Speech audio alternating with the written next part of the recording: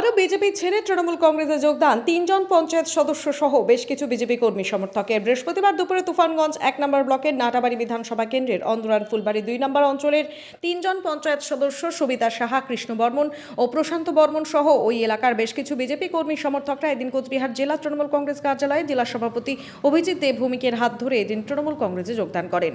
এদিন যোগদান শেষে কি জানালেন জেলা সভাপতি অভিজিৎ দেবভৌমিক ও সদ্য তৃণমূলে যোগ দেওয়ার সদস্যরা, শুনুন। আজকে আমাদের তুফানগঞ্জ ১ নং ব্লকের নাটাবাড়ি বিধানসভা কেন্দ্রের অন্দরান ফুলবাড়ি ২ এই অঞ্চলে ১২টি গ্রাম পঞ্চায়েত সদস্যের মধ্যে গত পঞ্চায়েত নির্বাচনে আমরা ৩জন পঞ্চায়েত সদস্য জিতেছিলাম।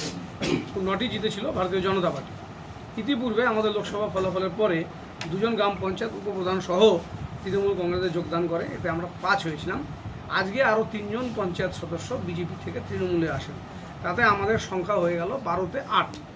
এতে আমরা অন্দরান ফুলবাড়ি অঞ্চল আমরা সংখ্যাগরিষ্ঠতা নিয়ে আমরা গ্রাম পঞ্চায়েত দখল নিচ্ছি। আজকে সেখানে বিজয় মিছিল করবে আমাদের সংগঠনের তরফ থেকে। আজকে যারা এসছেন নতুন গ্রাম পঞ্চায়েতের সদস্যরা আরও ৩জন, তারা হচ্ছেন সবিতা সাহা, কৃষ্ণ বর্মন এবং প্রশান্ত বর্মন, কৃষ্ণা বর্মন, প্রশান্ত বর্মন, এরা পঞ্চায়েত সদস্য। বাকি প্রভাত সরকার, মনোজ দাস, বিকাশ দাস, এরা সুকুমার সরকার, রবীন্দ্রনাথ বর্মন, এরা এলাকার বিজেপি নেতৃত্ব, স্থানীয় নেতৃত্ব, যাদের নেতৃত্বে গত পঞ্চায়েত নির্বাচনে এখানে বিজেপি জয়লাভ করেছিল। এলাকার উন্নয়নের জন্য, কাজের গতির জন্য তারা আজকে ভারতীয় জনতা পার্টি ছেড়ে তৃণমূল কংগ্রেসে যোগদান করলেন।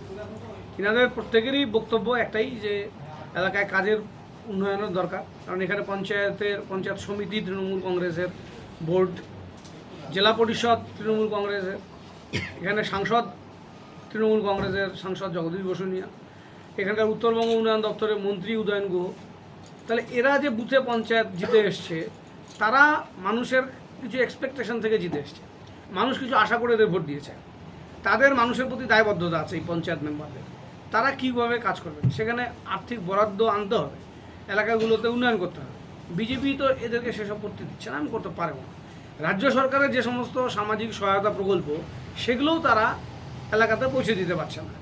যেমন আমাদের সরকারের স্বাস্থ্যসাথী, আমরা দুয়ারে সরকার করলে এদেরকে বিজেপি হুইপ করে যে দুয়ারে সরকারে যাওয়া যাবে না, স্বাস্থ্যসাথী করা যাবে না। ওদের আয়ুষ্মান করতে বলে। আয়ুষ্মানে 10% লোকের কভারেজ হয় না। আমাদের টোটাল পপুলেশনের 10% মানুষের কভারেজ হবে না, যে ক্রাইটেরিয়া আয়ুষ্মান স্বাস্থ্যসাথীতে যেটা আমরা পাচ্ছি, আয়ুষ্মানে সেটা দিতে পারছে না। কাজে এই স্বাস্থ্যসাথীতে যেমন 100% কভারেজ, শুধুমাত্র যারা কিনা গভর্নমেন্ট এমপ্লয়ি তারা পাবে। এই ধরনের সরকারি প্রকল্পগুলো বিজেপির গ্রাম পঞ্চায়েত থাকলে পরে সেই জায়গাতে ইমপ্লিমেন্টেশনের ক্ষেত্রে অসুবিধা হচ্ছে। যাই হোক, সর্বোপরি আবাস যোজনার ঘর থেকে শুরু করে এই আমাদের এখন 50 দিনের কাজ শুরু হবে গ্রামে, সব মানুষ কাজ করবে, পঞ্চায়েতরা কাজ দেবেন মানুষকে। সেই সব কাজের গতির জন্য তৃণমূল কংগ্রেসের ভোট তৈরি করা অত্যন্ত জরুরি ছিল, এবং তারা সেটা উপলব্ধি করেছেন। ভারতীয় জনতা পার্টির মেম্বার হিসেবে জয়ী হয়েও তারা তৃণমূল কংগ্রেসে যোগদান করলেন। আমরা তাদেরকে স্বাগত জানাচ্ছি, একসাথে কাজ করব। আমাদের অঞ্চলের নেতৃত্বরা এখানে উপস্থিত আছেন, ব্লক নেতৃত্বরা উপস্থিত আছেন। আমরা এখানে সমবন্টন নীতির মাধ্যমে কাজ করব। কোথাও যে তৃণমূলের পঞ্চায়েত আগে জিতেছে তার জন্য কাজ বেশি, কেউ পরে যোগদান করেছে তার জন্য কাজ কম, এই সমস্ত হবে না। সমবন্টন নীতির মাধ্যমে আমাদের গ্রাম পঞ্চায়েত ব্যবস্থা চলবে। এখানে প্রধান আমাদের দলে যোগদান করেনি, আমরা খুব শিগগিরই প্রধানকে এখানে রিজাইন করিয়ে আমরা নতুন প্রধান গঠন করব। আমি গ্রাম উন্নয়নের জন্য বিজেপি ছেড়ে তৃণমূলে যোগদান করছি।